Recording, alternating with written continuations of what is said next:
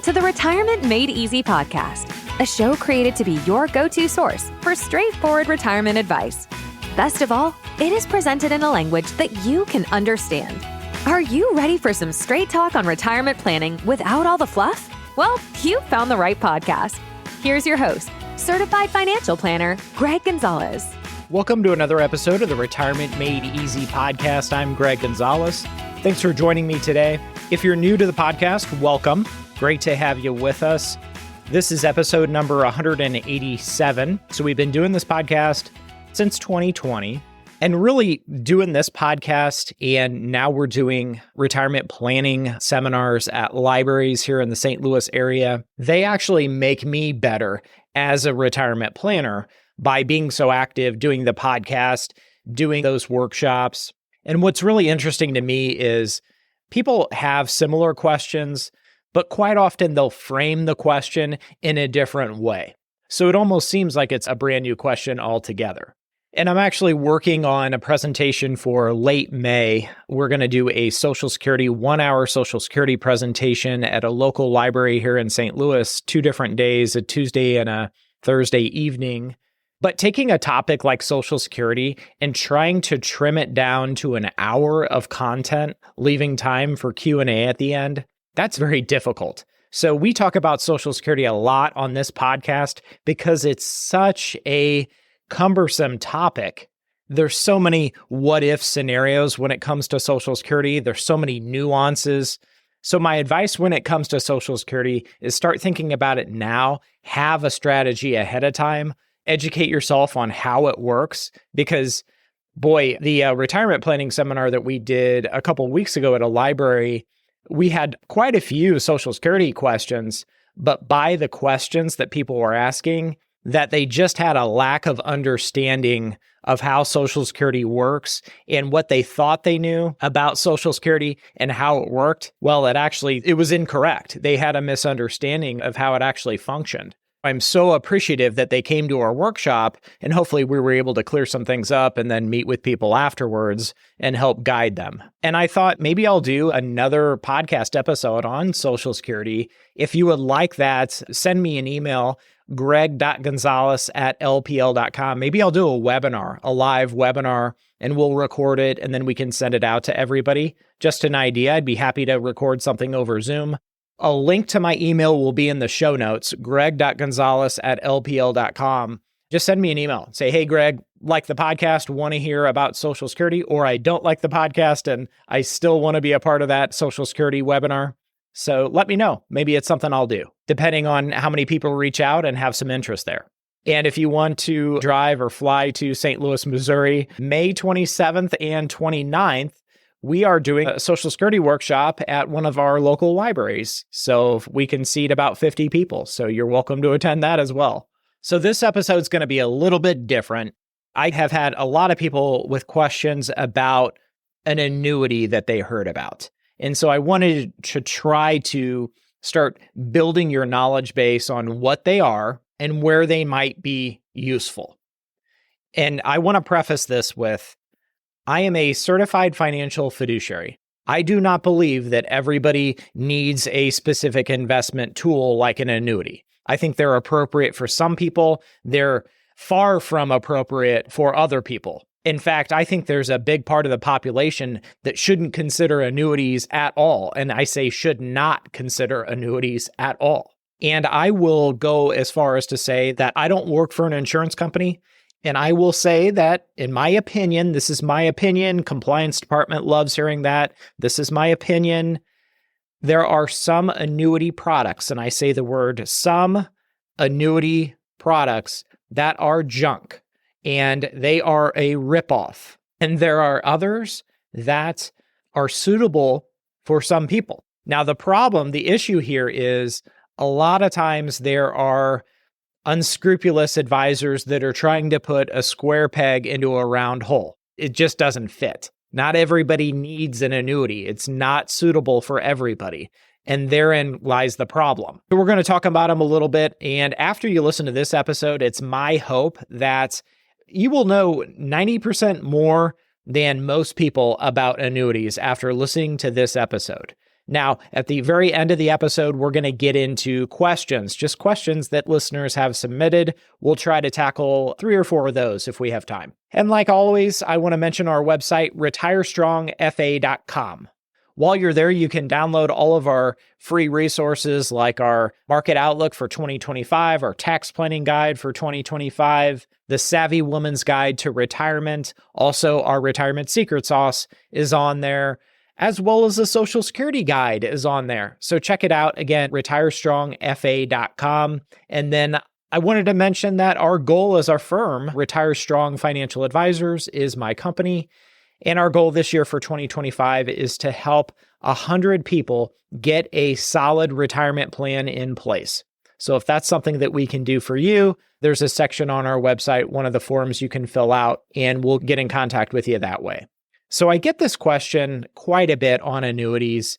And what I want to use this episode for is to not try to talk you in or out of an annuity, but rather educate you on what they are, where they might be useful, and then also talk about the advantages and disadvantages of them.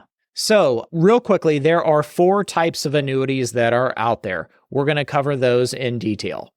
When some people hear an annuity, they think, oh, I'm going to lose all control of my money, and then I get basically a paycheck for life. It's like I'm buying a pension. So let's imagine you give an insurance company $100,000, and then they say, okay, we're going to give you a check for $6,000 a year for the rest of your life. That's like buying yourself a pension, and that's one of the types of annuities. It's called an immediate annuity. And for that, you're saying, okay, in exchange for a lump sum of money, I'm buying a pension, and it's backed by the claims paying ability of the insurance company. Again, in that annuity, immediate annuity, that's where you start receiving income, that pension-like income for the rest of your life. If you live to 120, that might be a good deal. And you can set this up where you get a monthly check for the rest of your life. Now, there's some instances where this might be useful, especially if someone couldn't manage or invest that lump sum very properly. They'd rather have, or would just be better off if they had that paycheck for life, so to speak. There's also tax benefits to this. How the income is taxed when it's paid to you can also be one of the advantages. Type of annuity number 2 is called a fixed interest annuity. It's called a multi-year guaranteed annuity. It simply works like this. You place a $100,000 in, and a lot of times the minimum is about 10 grand. But for our example, $100,000 you put in, it's a 5-year fixed interest annuity. It pays 5.2%. There are no fees, but there are penalties if you try to take your money out before the 5 years is up. The 5.2% is compound interest. So put in $100,000 at the end of the 5th year, it would be worth hypothetically $128,848.30. So you made in 5 years $28,848 in interest. So there's no fees with these. These pay a fixed interest rate, which are guaranteed by the claims paying ability of the insurance company. And different insurance companies offer different rates. So if you're looking at a 3-year fixed annuity or a 5-year fixed annuity, and they come in 7 years as well. And different insurance companies offer different rates. It's kind of like auto insurance. The premium that you pay for auto insurance is going to be different one insurance company to the other. In this case, since they're paying you interest, you typically want to look at not only the credit rating of the company, but also the interest rate that it pays, that it offers. These typically work well for very conservative investors that are looking for something that pays higher interest than a CD, and all the interest is tax deferred. In our hypothetical example, you put in $100,000. At the end of 5 years, it would be worth over $128,000 if it's paying 5.2% interest.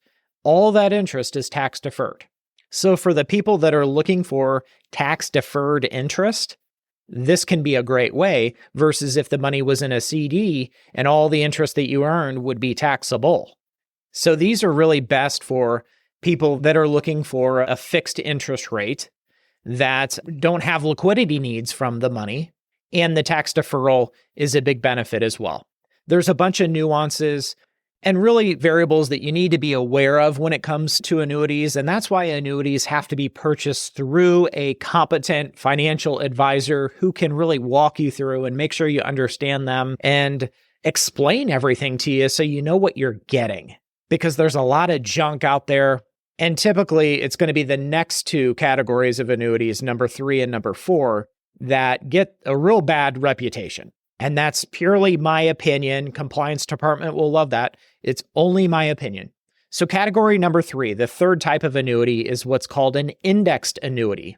And what this seeks to do is protect principal, and you get an upside on the stock market. And that's how your interest is credited. So it might look something like this.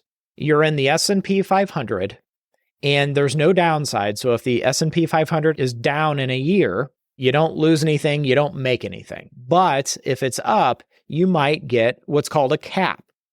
And it would say you get the first, let's say 9% of what the market does. So if the market does 20%, you would only get 9. If it does 8, you get 8. So you get the first 9%, it's hypothetical in our example, of what the S&P 500 does in a single year. And this is either for a 5-year contract or a 7-year contract, something like that. Personally, I would never go longer than 7 years. In my opinion, a fixed indexed annuity, it's something, again, you can't lose money on, and your gain is calculated on how well the index does. If I were to do one of these with my own money, I would only ever do the S&P 500. It represents approximately 80% of the US stock market. And there are these indexes that might be proprietary that these insurance companies come up with. You want to avoid those at all costs. And again, that is in my opinion. I'm entitled to my opinion. So what do people like about these? Well, they can get a little bit of upside. They'll get some upside on the market. If the market does well, they can participate, but they'll never lose money, is how these work. So if the market is ever down in a 12-month period, they don't lose a penny. They don't participate in the downside. So this is not to replace like an S&P 500 index fund. That's not it at all. An S&P 500 index fund is, number one, liquid and allows you almost full participation in the stock market, both the upside and the downside. So an index annuity, again, protects the people that don't want to lose money, but also allows them to participate in market growth. But you don't get the dividends during that 12 months. So if the S&P 500 had a 2% dividend and that was part of the growth, you don't get that part. It's only the difference in the price of the S&P 500 during that period, the price appreciation. So that's an index annuity, and there are different riders and things that you can add to them, but we're not going to get into all that. You can certainly add bells and whistles for different costs, but typically index annuities have zero cost to them, but there are restrictions. There's liquidity and restrictions, so meaning you can only take X amount of dollars out. Typically it's 10% a year of your contract value. And then at the end of the 5, 7, whatever amount of years, then it becomes fully liquid to you. So you do want to be careful with these things because they lack liquidity. And what that really means, just straightforward, is it ties your money up for a certain amount of time. And you've got to be comfortable with that. You got to understand how it works.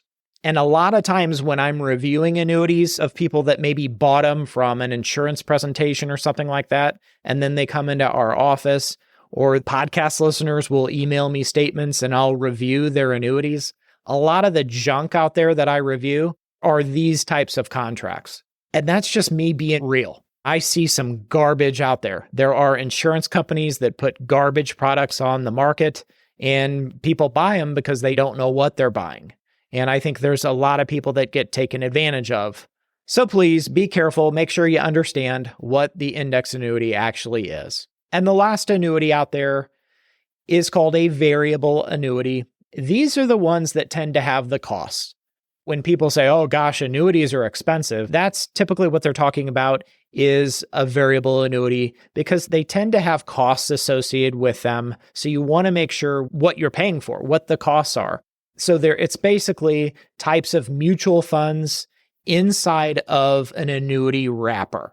And then there's riders that you can add, like death benefit riders and income benefit riders. That's beyond today's discussion for annuities, but every rider that you add is going to add additional costs. So you really, really want to understand and be comfortable with the cost that you're paying. And are these riders really necessary to add or in your best interest to add? Because in my opinion, you hate to pay for something that you're really not going to benefit financially from. And typically these riders are like a death benefit rider, which says, okay, if you were to pass away, this value, a protected value, would be paid out to your spouse or your heirs. So that might be valuable to someone that can't get life insurance, for example, is uninsurable. There's also riders that have like a lifetime income guarantee. And so with an extra charge, of course, and it's backed or guaranteed by the claims paying ability of the insurance company. But it might say, okay, it pays 5% income for the rest of your life. And if the mutual funds ever run out of money, if they ever go to zero, then you would continue to get that income. But there's a lot of restrictions and things to know and caveats to these types of policies. So you really want to have a good financial advisor so you can avoid the junk and the traps that are out there. And that's my personal warning. I think you want to be careful, especially when you're putting money into something that ties your money up for a certain amount of time. And this applies to CDs or anything like that. Anything that's going to take your money that's invested very liquid, that you can move it around and access it to something. Okay, now we're talking about tying money up for 3, 5, 7 years, and there's penalties or cost to access it for a certain amount of time. That's something you want to be very cautious with and make sure you understand what you're getting yourself into. So what did we learn here? Annuities all grow tax deferred. That's one of the biggest benefits of them. So if it's invested into outside of an IRA or something like that, all the interest, all the growth is tax deferred. So that can be useful and valuable. Some of them have costs associated with them. When you start adding riders onto indexed annuities and certain variable annuities, they have costs. So you want to make sure you know what you're paying for and it's valuable to you. There's other annuities that don't have costs at all, but we also want to make sure we understand what is the time frame of this annuity. When is it fully out of surrender? What are the penalties to access my money before it has matured? You want to understand the guarantees of the annuity. So what is the insurance company standing behind this, the claims paying ability of that insurance company? What's its credit rating look like? And with that said, some of the state insurance departments, they will back insurance products up to a certain amount. So you'd want to be aware of that. In our state, it's $250,000 for insurance products, life insurance policies, and annuities. So you'd want to check with your state and only buy these with an advisor that you really like and trust and who's a good teacher and teaches you the ins and outs of these. You need to know what you're getting yourself into. And also you want to consider, okay, how much of my entire portfolio of all my retirement accounts am I allocating here? Because again, this is removing liquidity, which is very important in retirement, especially when you're coming up with your bucket strategy. And overall, I think besides variable annuities, they're geared towards more conservative investors, people that are looking to protect what they have. Maybe they have a lower risk tolerance or appetite for risk at this season of their life. But overall, annuities are not terrible themselves. There's 4 different categories of them. So it's hard to say, oh, they're all terrible for all people, because that just wouldn't be accurate. If you have questions, and I'm sure a lot of people will, about annuities, or maybe you have an annuity that you would like someone to review, you've got my email there in the show notes, greg.gonzalez@lpl.com. I'd be happy to do that for you. This next segment of the show, we're going to jump into some questions from listeners. Again, go to our website, retirestrongfa.com. You can submit your questions there. The first question comes from Susan, and Susan was asking about the spousal benefit. She said she is 62, her husband is 68. He is going to claim at age 70, and she is going to claim right away at 62.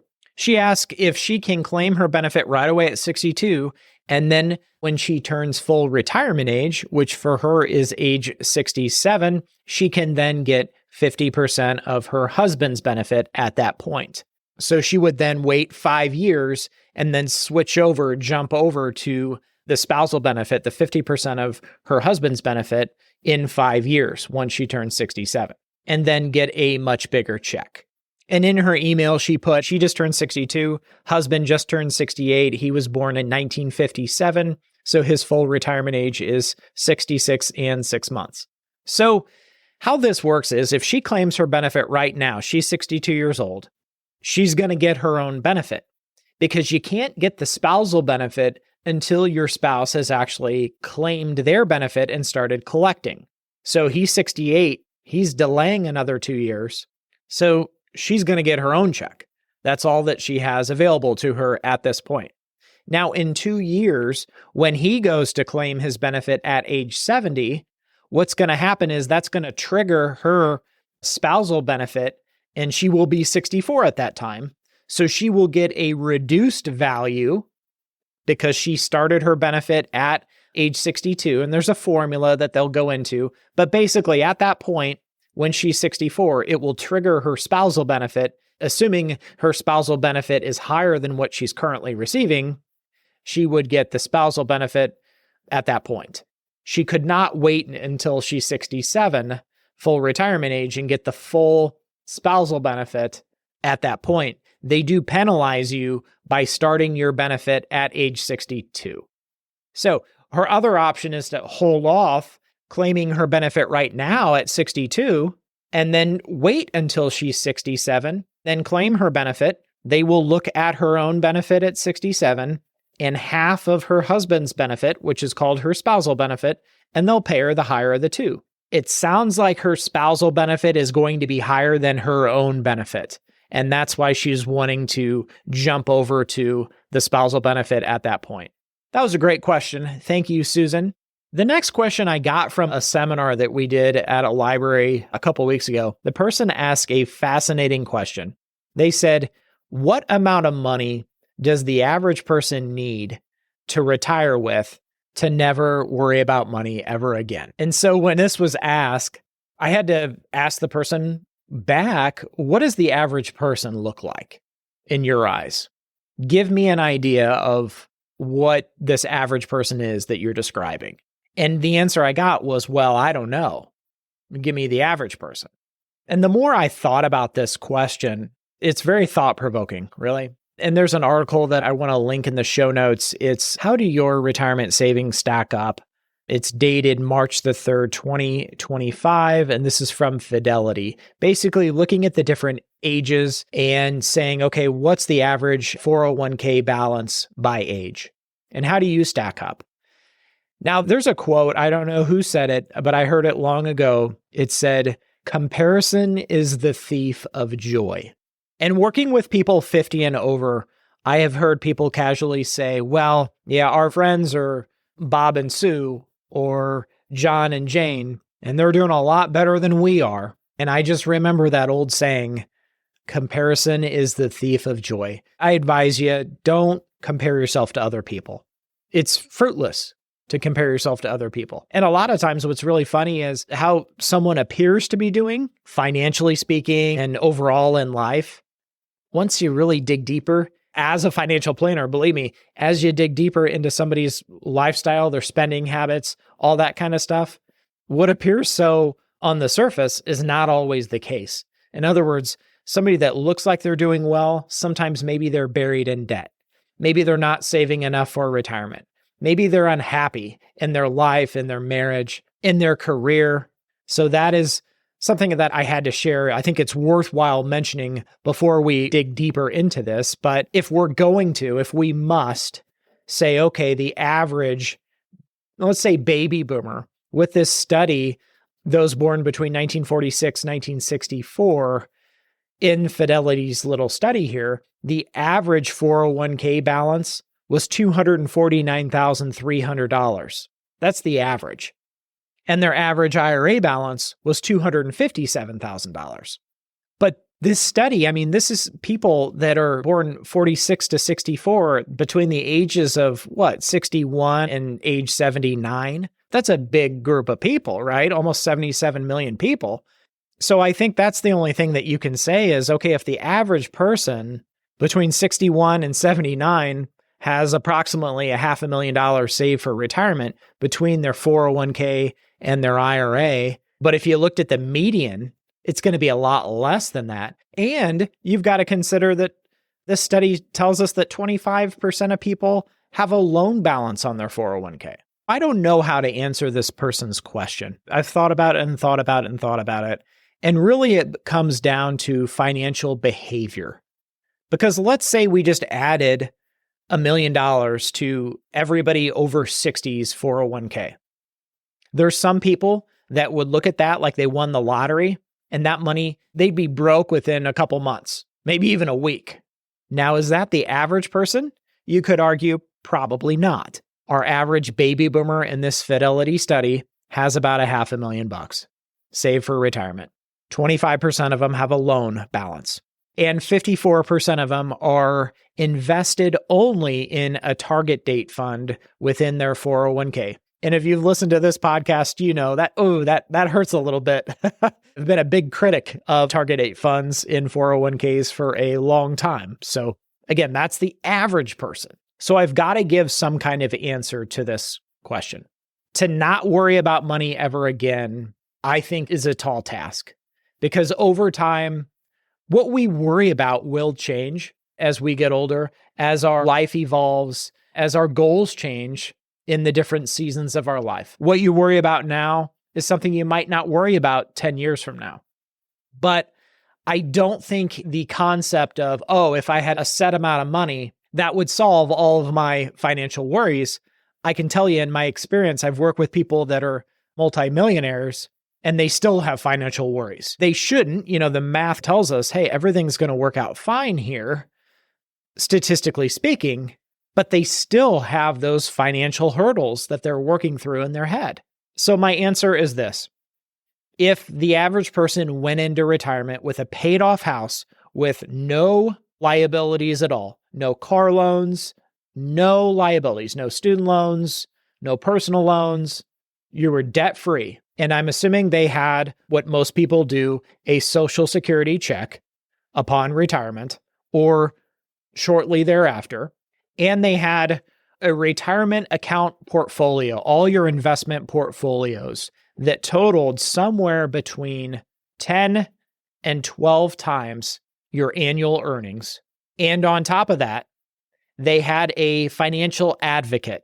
Certainly, this person must be a fiduciary that was able to develop a game plan for retirement and someone that they could rely on to essentially do the worrying for them and to do the planning on their behalf. I think they would set themselves up very well for retirement, assuming that a spending plan was written out of, okay, this is the amount of money that you can spend every month, every year, ongoing, and that this person was checked in, was engaged in that planning on their behalf. And they stayed out of debt throughout their retirement. I think the chances of their success are very probable that they would have no financial worries. There would not be a need to have financial worries. And I'll end with this, which is what I actually ended with during our seminar workshop on retirement planning. Every decision that you make this point forward should be made with the goals that you have for retirement in mind. For example, let me give you a hypothetical here. We have somebody that says, I want to retire at 62 years old. I want to have a paid off house. Health insurance is a big concern of mine because I'm not going to be eligible for Medicare at 62. I want to make sure one day I'm not a burden on my kids financially one day. I want to make sure that the income that I live on in retirement is going to be enough for as long as I live. I want to be smart with taxes so I'm not overpaying. And then what I want to do in retirement, I want to spend more time volunteering at the Animal Society. I want to spend more time with my family. I've been in a very, very demanding career, and I missed out on years spending time, quality time with my family. So I want to make up for that. in retirement. And so that means I don't want to have a part-time job. I want to just volunteer at the Animal Society and spend times with my friends and family. And I just want to be happy. So every planning decision, every strategic decision that they make from this point forward is to help get them closer to those goals. Number one, they might start maxing out their health savings account through work, because that's going to help fund that bridge of the health insurance between 62 and 65. They're sitting down with a financial planner or tax advisor and saying, okay, let's map out my taxes in the years ahead. Should I be doing more to the Roth 401k or Roth IRA now? Or should I be considering Roth conversions in the future? Also mapping out retirement income. Where is it going to come from? I personally recommend the bucket strategy. But what's the most tax efficient way to start spending your retirement income? Then they start to volunteer just on weekends temporarily now to get to meet people at the Animal Society. Maybe they're walking dogs or helping out any way they can, so that by the time they retire, they can be more involved like they want to be. Then they're looking at their calendar and they are structuring their week to say, hey, that time that I have devoted, I'm going to spend that with friends and family. And maybe it's specific nights, maybe it's dinners, maybe it's family dinners. They're planned ahead of time and they're non-negotiable. And maybe it's a Sunday brunch that you plan on every single Sunday. Maybe a trust is set up. Maybe you do some legacy planning, setting up a trust and making sure those estate planning documents are in place so you're not a burden one day to your family and loved ones. But these are the steps. This is what it looks like to start off with those goals and to say, okay, for an ideal retirement vision, this is what I want it to look like. And then what needs to happen between now and then? What are my steps? What are my action items that I need to take to help get me closer to those goals? Because what got you here is not going to get you there. I hope this episode of the Retirement Made Easy podcast has been helpful. If you have questions, go to our website, retirestrongfa.com. I'll see you next time. And remember, always dream big. Content in this material is for general information only and not intended to provide specific advice or recommendations for any individual. The content in this material does not necessarily reflect the views of LPL Financial. This is a hypothetical example and is not representative of any specific situation. Your results will vary. The hypothetical rates of return used do not reflect the deduction of fees and charges inherent to investing. The opinions voiced in this material are for general information only and are not intended to provide specific advice or recommendations for any individual. To determine which investments might be appropriate for you, please consult your attorney, tax advisor, or financial planner prior to investing. This is a hypothetical example and is not representative of any specific investment. Your results may vary. All performance referenced is historical and is no guarantee of future results. All indices mentioned are unmanaged and may not be invested into directly. There is no guarantee that a diversified portfolio will enhance your overall returns or outperform a non-diversified portfolio. Diversification does not protect completely against market risk. All investing involves risk, including loss of principal. No strategy assures success or protects against loss. Securities and advisory services offered through LPL Financial, a registered investment advisor, member FINRA SIPC. Traditional IRA account owners have considerations to make before performing a Roth IRA conversion. These primarily include income tax consequences on the converted amount in the year of conversion, withdrawal limitations from a Roth IRA, and income limitations for future contributions to a Roth IRA. In addition, if you are required to take a required minimum distribution, RMD, in the year you convert, you must do so before converting to a Roth IRA. This information is not intended to be a substitute for specific individualized tax advice. We suggest that you discuss your specific tax issues with a qualified tax advisor. Fixed and variable annuities are suitable for long-term investing, such as retirement investing. Gains from tax-deferred investments are taxed as ordinary income upon withdrawal. Guarantees are based on the claims-paying ability of the issuing company. Withdrawals made prior to age 59.5 are subject to a 10% IRS penalty tax, and surrender charges may apply. Variable annuities are subject to market risk and may lose value. Riders are additional guarantee options that are available to an annuity or life insurance contract holder. While some riders are part of an existing contract, Many others may carry additional fees, charges, and restrictions, and the policyholder should review their contract before purchasing. Traditional IRA account owners have considerations to make before performing a Roth IRA conversion. These primarily include income tax consequences on the converted amount in the year of conversion, withdrawal limitations from a Roth IRA, and income limitations for future contributions to a Roth IRA. In addition, if you are required to take a required minimum distribution, RMD, in the year you convert, you must do so before converting to a Roth IRA. This information is not intended to be a substitute for specific individualized tax advice. We suggest that you discuss your specific tax issues with a qualified tax advisor.